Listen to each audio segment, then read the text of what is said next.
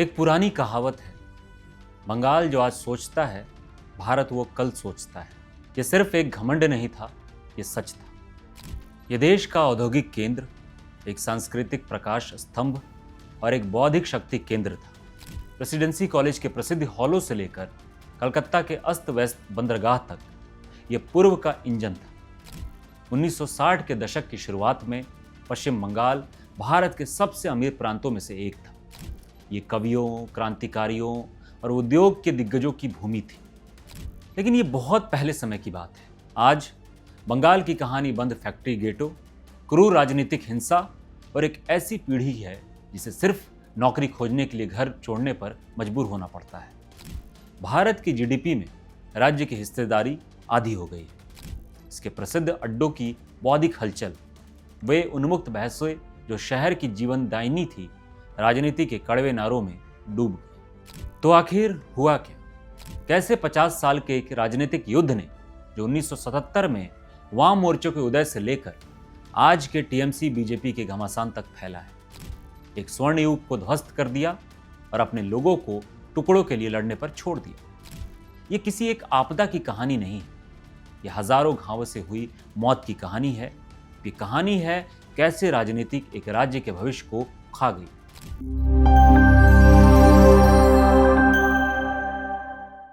पतन को समझने के लिए आपको पहले उन ऊंचाइयों को देखना होगा जहां से बंगाल गिरा। 19वीं और 20वीं सदी की शुरुआत में कलकत्ता सिर्फ एक शहर नहीं था, ये ब्रिटिश भारत की राजधानी थी। आधुनिक भारतीय विचार का पालना, रविंद्रनाथ टैगोर और स्वामी विवेकानंद जैसी हस्तियों ने सिर्फ बंगाल को ही नहीं बल्कि आधुनिक भारत के विचार को भी आकार दिया। आज़ादी के समय बंगाल एक औद्योगिक दिग्गज था जो महाराष्ट्र जैसे क्षेत्रों के साथ कंधे से कंधा मिलाकर खड़ा था। लेकिन नींव में पहली दरारें राजनीतिक युद्धों के शुरू होने से बहुत पहले दिखाई दी। 1947 में बंगाल का विभाजन एक गहरा, दर्दनाक घाव था जो पूर्वी पाकिस्तान बना। वहां से लाखों शरणार्थियों की बाढ़ ने राज्य की अर्थव्यवस्था और बुनियादी ढांचे पर एक कुचलने वाला, लगभग असहनीय दबाव डाला। सामाजिक ताना बाना टूटने की कगार पर था। फिर 1960 का दशक आया। पूरी दुनिया में चीजें उबल रही थी और बंगाल कोई अपवाद नहीं था। ये उथल पुथल 1967 में नक्सलवाड़ी विद्रोह के साथ फट पड़ी। कट्टरपंथी कम्युनिस्टों के नेतृत्व में एक किसान विद्रोह ने राजनीतिक हिंसा की एक ऐसी लहर शुरू की जो राज्य की काली पहचान बन गई। कलकत्ता की सड़कें युद्ध के मैदान बन गई। लेकिन हिंसा सिर्फ सड़कों पर नहीं थी, इसने राज्य की आर्थिक आत्मा में जहर घोलना शुरू कर दिया। एक नई विचारधारा ने जड़ें जमा ली, एक उग्रवादी, व्यापार विरोधी भावना। राजनीतिक रूप से समर्थित हड़तालें या बंद एक दैनिक वास्तविकता बन गई। उत्पादकता में भारी गिरावट आई और जैसा कि वे कहते हैं, पूंजी कायर होती है, उसने भागना शुरू कर दिया। उद्योगपति जो कभी बंगाल की अर्थव्यवस्था के स्तंभ थे, उन्होंने अपना बोरिया बिस्तर बांधना शुरू कर दिया। वे अराजकता और एक ऐसे माहौल से डर गए थे जो खुले तौर पर उनके खिलाफ था। यह 60 के दशक के अंत की बात है, जब एक गंभीर मील का पत्थर पार किया गया। एक क्षण जिसे कुछ लोगों ने डेथ क्रॉस करार दिया, जब पश्चिम बंगाल का औसत नागरिक पहली बार औसत भारतीय से गरीब हो गया। औद्योगिक शक्ति केंद्र में जंग लगने लगी थी, पतन के बीज बो दिए गए थे। 1977 में वर्षों की अराजकता और आपातकाल की जातियों के बाद पश्चिम बंगाल ने एक क्रांतिकारी बदलाव के लिए मतदान किया। भारतीय कम्युनिस्ट पार्टी के नेतृत्व वाले गठबंधन वाम मोर्चे ने सत्ता में शानदार जीत हासिल की। उन्होंने गरीबों और दलितों के लिए एक नई सुबह का वादा किया। वे लगातार 34 वर्षों तक शासन करने वाले थे, जो दुनिया में सबसे लंबे समय तक सेवा करने वाली लोकतांत्रिक रूप से चुनी गई कम्युनिस्ट सरकार बनी। उनका पहला कदम एक मास्टर स्ट्रोक था जिसने दशकों तक उनकी शक्ति को सुरक्षित किया। भूमि सुधार। ऑपरेशन बरगा के माध्यम से सरकार ने 10 लाख से अधिक बटाईदारों को वंशागुणत किराएदारी के अधिकार दिए, जिससे उन्हें बेदखली से बचाया गया। लाखों भूमिहीन किसानों के लिए यह वास्तव में क्रांतिकारी था। इसने पुराने ग्रामीण जमींदारों की कमर तोड़ दी और एक विशाल कट्टर रूप से वफादार वोट बैंक बनाया, जिसने वामपंथियों को 3 दशकों से अधिक समय तक सत्ता में बनाए रखा। लेकिन जहां वामपंथी गांवों में दिल जीत रहे थे, वहीं शहरों में उनकी नीतियां एक पूरी तरह से तबाही थी। 60 के दशक में शुरू हुई औद्योगिक गिरावट पूरी तरह से मुक्ति पतन में चली गई। उग्रवादी ट्रेड यूनियनों ने अक्सर सत्तारूढ़ पार्टी के आशीर्वाद से उद्योगों को बंधक बना लिया। घेराव एक ऐसी रणनीति जिसमें श्रमिक प्रबंधकों को उनके कार्यालय में दिनों तक फंसा लेते थे, बंगाल में व्यापार करने का एक भयानक प्रतीक बन गया। हड़तालें अब सिर्फ कार्यकर्ता अधिकारी के लिए नहीं थी, वे राजनीतिक शक्ति के साधन थे जो पूरी अर्थव्यवस्था को दिनों तक बंद कर देते थे। परिणाम, पूंजी का बड़े पैमाने पर पलायन।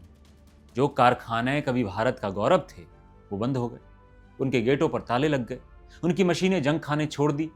पश्चिम बंगाल सक्रिय रूप से औद्योगिक हो रहा था। अकेले 1980 के दशक के दौरान राज्य ने संगठित औद्योगिक क्षेत्र में भारी संख्या में नौकरियां खो दी। कुछ अनुमानों के अनुसार 1,70,000 से अधिक। जब 1990 के दशक में भारत के आर्थिक सुधारों ने एक उछाल शुरू किया तो बंगाल धूल में पीछे छूट गया। लेकिन शायद सबसे हानिकारक विरासत आर्थिक नहीं थी, यह पार्टी समाज का निर्माण था। सीपीआई के तहत पार्टी ही सब कुछ बन गई। किसे यूनिवर्सिटी में सीट मिलेगी से लेकर किसे अस्पताल में बिस्तर मिलेगा, किसे सरकारी ठेका मिलेगा से लेकर स्थानीय त्यौहार कौन चलाएगा, सब कुछ पार्टी के स्थानीय समिति कार्यालय द्वारा तय किया जाता था। पार्टी के प्रति वफादारी ही एकमात्र चीज थी जो मायने रखती थी। शिक्षा, जो कभी बंगाल का ताज थी, को व्यवस्थित रूप से खोखला कर दिया गया। पाठ्यक्रम का राजनीतिकरण कर दिया गया। एक विनाशकारी कदम में प्राथमिक विद्यालयों में अंग्रेजी के शिक्षण को समाप्त कर दिया गया, जिससे पूरी पीढ़ी अपंग हो गई। विश्वविद्यालय, जो कभी स्वतंत्र विचार के मंदिर थे, पर कब्जा कर लिया गया। अकादमिक प्रतिभा नहीं बल्कि राजनीतिक वफादारी ये तय करती थी कि कुलपति कौन बनेगा। राजनीतिक हिंसा को संस्थागत बना दिया गया। ये अब सड़क पर होने वाली लड़ाइयों के बारे में नहीं थी, ये पार्टी की इच्छा को लागू करने और असहमत होने वाले किसी भी व्यक्ति को चुप कराने का एक उपकरण था।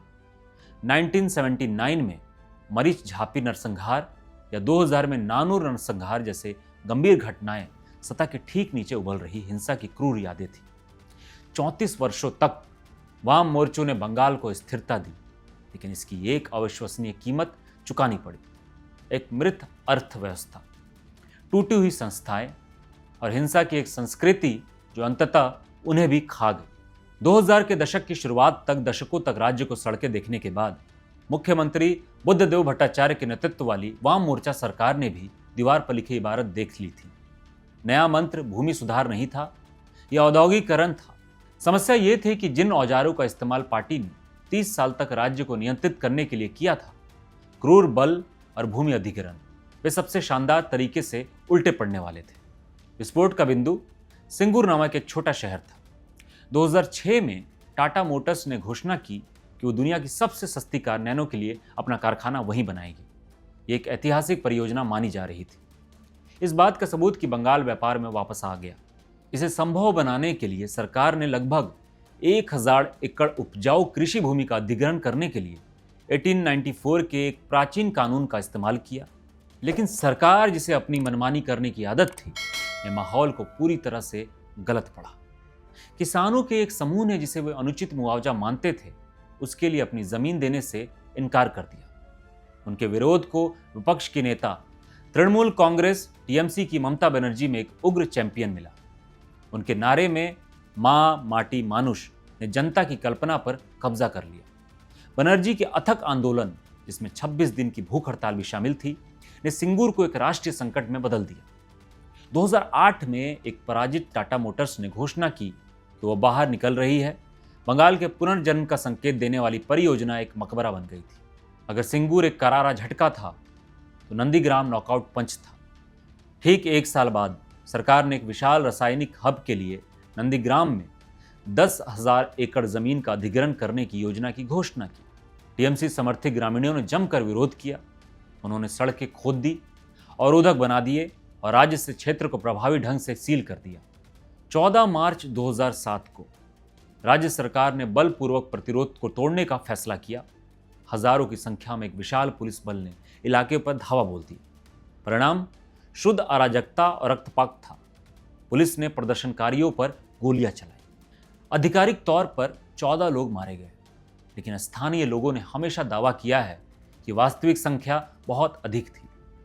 क्रूरता की कहानियों ने विशेष रूप से महिलाओं के खिलाफ पूरे भारत में सदमे की लहरें भेज दी। बुद्धिजीवी और कलाकार जो कभी वामपंथियों के सबसे बड़े समर्थक थे, घृणा में उनके खिलाफ हो गए। नंदीग्राम ने गरीबों के रक्षक के रूप में वाम मोर्चे की छवि को पूरी तरह से नष्ट कर दिया। जो पार्टी किसानों की मदद करने का वादा करके सत्ता में आई थी, अब उन्हें गोली मारते हुए देखा जा रहा था। मुख्यमंत्री ने यह कहकर मामले को और भी बदतर बना दिया कि प्रदर्शनकारियों को उन्हीं की भाषा में जवाब दिया जा रहा था। सिंगूर और नंदीग्राम ने एक आदर्श तूफान खड़ा कर दिया। ममता बनर्जी एक हाशिए की खिलाड़ी से प्रतिरोध का चेहरा बन गई। बंगाल के लिए युद्ध अपने अंतिम निर्णायक अध्याय में प्रवेश कर चुका था। 2011 में असंभव हुआ। 34 साल पुराना वाम मोर्चा का किला ढह गया। ममता बनर्जी की तृणमूल कांग्रेस ने जनता के गुस्से की लहर पर सवार होकर परिवर्तन यानी बदलाव के वादे पर भारी बहुमत से जीत हासिल की। हवा में बिजली सी दौड़ गई। ये एक मुक्ति जैसा महसूस हुआ। और पहले तो चीजें अलग दिखती थी। नई सरकार ने शहर को नीले और सफेद रंग में रंग दिया। सजावटी लाइटें लगाई और बड़े सांस्कृतिक उत्सवों का आयोजन हुआ। नई कल्याणकारी योजनाओं की बाढ़ ने, जो ज्यादातर महिलाओं और ग्रामीण गरीबों के लिए थी, नई सरकार के अपने वोट बैंक को मजबूत करने में मदद की। लेकिन जश्न खत्म होने के बाद एक परेशान करने वाली भावना घर करने लगी। झंडे बदल गए थे, नारे नए थे, लेकिन राजनीतिक करने का तरीका परेशान करने वाला परिचित महसूस हुआ। वामपंथियों का पार्टी समाज खत्म नहीं हुआ था। इसे बस एक नया नाम दे दिया गया था, जिसे अब कई लोग सिंडिकेट राज कहते थे।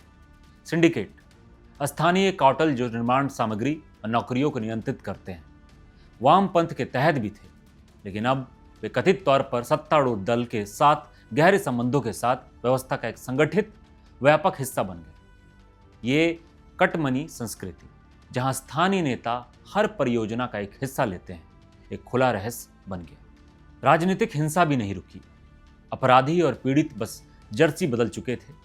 टीएमसी और विपक्ष कार्यकर्ताओं, विशेष रूप से बीजेपी और वामपंथियों के बीच झड़पें नियमित हो गई। साल दर साल आधिकारिक आंकड़ों ने पश्चिम बंगाल को राजनीतिक हत्याओं की सूची में सबसे ऊपर दिखाया, जो उसकी खूनी विरासत की एक गंभीर निरंतरता थी। वादा किया गया बौद्धिक पुनर्जागरण कभी नहीं आया। बंगाल के सर्वश्रेष्ठ और प्रतिभाशाली लोगों का पलायन जारी रहा, क्योंकि अच्छी नौकरियां दुर्लभ बनी रही। पुरानी अड्डा संस्कृति ने एक लोक लुभावन राजनीति को रास्ता दिया, जहां सरकार को चुनौती देना अक्सर बंगाल विरोधी होने के रूप में चित्रित किया जाता था। परिवर्तन का वादा इस चक्र को तोड़ने का था, लेकिन ये अधिक से अधिक ऐसा लग रहा था कि बंगाल बस एक लूप में फंस गया है। राजनीतिक नियंत्रण की मशीनरी, जिसे वामपंथियों ने 34 वर्षों तक बनाया और सिद्ध किया था, टूटी नहीं थी। इसे बस एक नए मालिक ने विरासत में ले लिया था, और यह हमें आज तक लाता है। 50 साल का युद्ध अपने नवीनतम और शायद सबसे विस्फोटक अध्याय में प्रवेश कर चुका था। यह अब वामपंथ और उसके प्रतिद्वंदियों के बीच की लड़ाई नहीं है। यह अब ममता बनर्जी की टीएमसी और बीजेपी के बीच एक भयंकर आमने सामने की टक्कर है। बंगाल में बीजेपी का उदय किसी उल्कापिंड से कम नहीं रहा है। 2016 के राज्य चुनाव में सिर्फ 3 सीटों से वे 2021 में 77 सीटों के साथ मुख्य विपक्ष बनने के लिए विस्फोट कर गए। उनका संदेश आक्रामक है। वे बंगाल को टीएमसी के भ्रष्टाचार, हिंसा और तुष्टीकरण की राजनीति से बचाने के लिए यहाँ हैं। वे बंगाल की खोई हुई महिमा को बहाल करने और स्थानीय भ्रष्टाचार से लेकर सीमा पार घुसपैठ तक हर चीज पर नकेल कसने की बात करते हैं। टीएमसी ने बंगाली गौरव के झंडे में खुद को लपेटकर जवाबी हमला किया है। ममता बनर्जी खुद को दिल्ली के बाहरी लोगों के खिलाफ बंगाल की संस्कृति की एकमात्र रक्षक के रूप में प्रस्तुत करती हैं। उनका मंच कल्याणकारी योजनाओं और क्षेत्रीय पहचान के लिए एक शक्तिशाली अपील का मिश्रण है। वामपंथी और कांग्रेस, जो कभी बंगाल की राजनीति के दिग्गज थे, अब छोटे खिलाड़ी हैं। टीएमसी और बीजेपी के बीच इस क्रूर शून्य राशि के खेल ने कमरे से सारी हवा चूस ली है। जो मुद्दे बंगाल को 50 वर्षों से नीचे खींच रहे हैं, उद्योगों की आवश्यकता, नौकरियों के लिए, बेहतर स्कूलों के लिए, हिंसा के अंत के लिए, वे सभी वोटों के लिए इस कच्ची बदसूरत लड़ाई के पीछे छूट गए। 50 साल का युद्ध विचारधारा पर एक लड़ाई के रूप में शुरू हुआ था। यह अब सत्ता के लिए एक नंगे पोर की लड़ाई बन गया है, जहां बंगाल के लोग अक्सर एक विचार के बाद महसूस करते हैं। जब आप पीछे मुड़कर देखते हैं तो पिछली आधी सदी में बंगाल की कहानी एक त्रासदी है। यह असीम क्षमता वाली एक जगह की कहानी है, जिसे एक ऐसे राजनीतिक युद्ध ने घुटनों पर ला दिया जो कभी खत्म होता नहीं दिखता था। यह कोई एक चीज नहीं थी ये हजारों घावों से हुई मौत थी। ये नक्सलवाड़ी आंदोलन था जिसने हिंसा को सामान्य बना दिया। ये उग्रवादी यूनियनें थी जिन्होंने पूंजीपतियों को डरा दिया। ये वाम पंथ का 34 साल का शासन था जिसने शुरुआती सुधारों के बावजूद राज्य की आत्मा को खोखला कर दिया। ये सिंगूर और नंदीग्राम था जहां सरकार अपने ही लोगों के खिलाफ हो गई। और ये परिवर्तन का वादा था जिसने बस एक अलग रंग के पेंट के साथ वही पुराना सामान दिया। आज वो युद्ध टीएमसी और बीजेपी के बीच जारी है और वास्तविकता समस्याएं अनसुलझी है। कारखाने अभी भी बंद है, युवा अभी भी जा रहा है बाहर, और बंगाल की आत्मा बहस, कला और विचारों के लिए उसका प्यार एक दूर के अतीत के भूत जैसा लगता है। बंगाल के लोग 50 वर्षों से इस राजनीतिक गोलाबारी में फंसे हुए हैं। सवाल सिर्फ ये नहीं है कि अगला चुनाव कौन जीतेगा। असली सवाल ये है कि क्या किसी पार्टी, किसी नेता में इस विनाशकारी चक्र को अंततः समाप्त करने, बंगाल के भविष्य के पुनर्निर्माण का लंबा कठिन काम शुरू करने का साहस है? आपको क्या लगता है कि बंगाल के पतन का सबसे बड़ा कारण क्या है? क्या ये वाम मोर्चे की नीतियां थी, शुरुआती हिंसा, या आज की राजनीति?